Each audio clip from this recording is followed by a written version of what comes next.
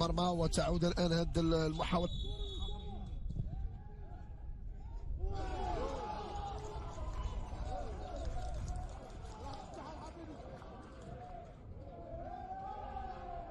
والهدف الأول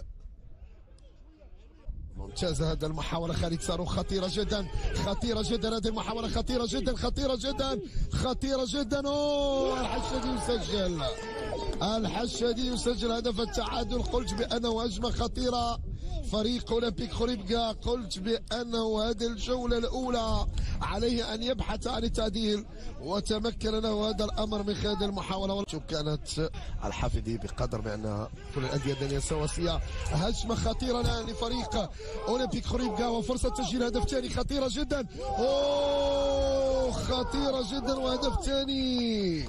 أي أي أي أي أي أي أي أي أي هدف ثاني لفريق أولمبيك خريبكا. رضا الهجوج.